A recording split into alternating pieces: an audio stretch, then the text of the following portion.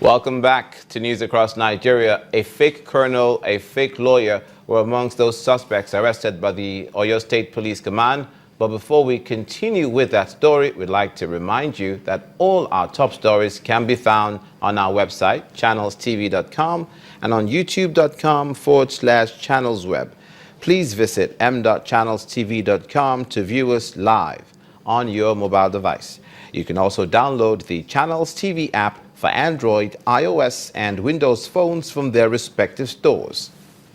We'd also really like to know how you enjoyed your holiday through our Eyewitness feature in the Channels TV app on the Android, iOS, and Windows platforms. To share your selfies, if you've taken some, or videos with us, tap the application on your device, swipe to reveal the Eyewitness menu, and follow the instructions. And speaking of stories and pictures you're sharing with us, let's show you some that you've sent to us. These are our Eyewitness pictures, and it's from Lagos-Ibadan, the expressway, showing a fire incident. Our Eyewitness reporter says it occurred when a fuel tanker fell and exploded. He wants tanker drivers and other road users to exercise caution on our roads, especially during this festive season. We certainly hope no life was lost. And this one is from the northwestern part of the country in Kaduna State, showing an overladen motorcycle. We've seen more than a couple of these sorts of pictures. Our Eyewitness wants men of the Federal Road Safety Corps to monitor road users more closely. And finally, back to the southwest from Ado-Ekiti in Ekiti State, showing a long queue for fuel at a petrol station. A disturbing but all too familiar sight nowadays. Our Eyewitness wants fuel scarcity to stop. He says it's biting hard in the States. Thank you for sending in those pictures. Please keep them coming. Now to law enforcement across the Nigerian states. In the southwest, the Oyo State Police Command have paraded a fake colonel who says he's fraudulently collected 40 million naira as part payment for an oil deal from unsuspecting investors. Also paraded was a fake lawyer who's duped many people of their valuables by disguising to be a prophet. Others include armed robbery syndicates, vandals, and a group of kidnappers and even rapists. The Oyo State Commissioner of Police, Adeleye Oyebade, says he and his men are leaving nothing to chance as the year winds down, and he's increased efforts to rid the state of criminals. The Oyo State Police Command appears to be reaping the rewards for its work, as several criminal suspects were arrested and presented to the public. Interestingly, this parade is unique because the suspects include two imposters. One who claims to be a retired colonel in the army, duping several people in the process. The main offense being the collection of 40 million naira as license fee for oil lifting. But then the deal has failed to materialize. Another man who also claims to be a lawyer and a prophet at the same time also duped his victims, as items recovered from him include a wig and gown, a fake NBA ID card, land agreement documents, among others. However, in spite of our commitment to providing sustainable security to the people of the state, some hoodlums either domicile in the state or criminals in other states who merely have allies in the local criminals will not learn from the arrest of others. Though they are now few, we are determined to completely eliminate them.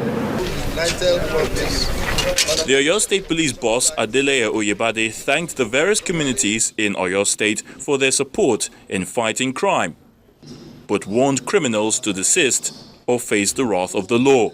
In your environment, if there is anything that is new, see strange faces, strange objects, vehicle abandoned, let us inform the security operatives very close to you. The police will will go into action and take appropriate action. A number of other suspects, including telecoms vandals, other armed robbery gangs, and a three-man syndicate who have confessed to having duped, raped, and robbed people at various points, otherwise known as one-chance criminals, were also paraded. Residents expect the police will do more to keep them and their property safe. Staying with the police, but this time their efforts in the southeastern region of the country. The Anambra State Commissioner of Police, Mr. Hassan Karma, has dismissed rumors that the traffic gridlock at the bridgehead axis of Onitsha is caused by a military checkpoint. The Commissioner of Police says despite an influx of people coming into the state, the security agencies are doing their best to ensure the road is not congested. Meanwhile, officials of the Federal Road Safety Corps are directing traffic in and out of Anambra State. I think people drive pleasure in carrying negative stories. What would security agencies or military drive? What pleasure would they drive in making sure people don't move? Our presence there is to ensure the traffic is moving. And nobody comes from anywhere to block the road.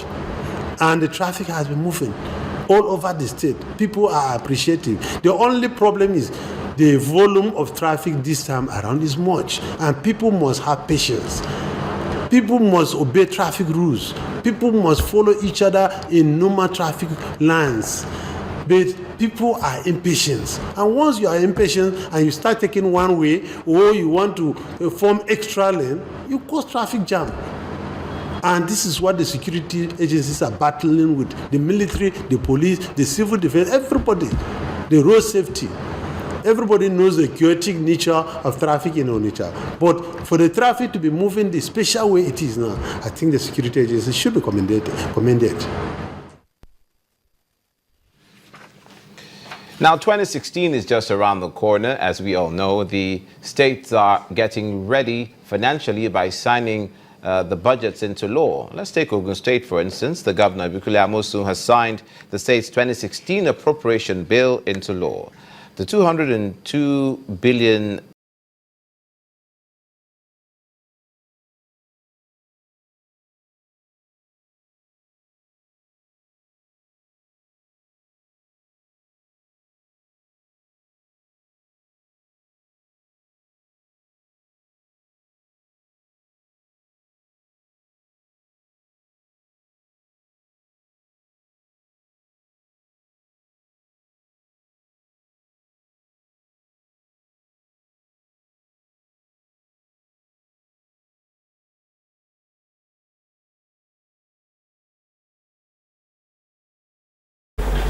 budget, as they say, is an article of faith. It's what you want to do, your intention.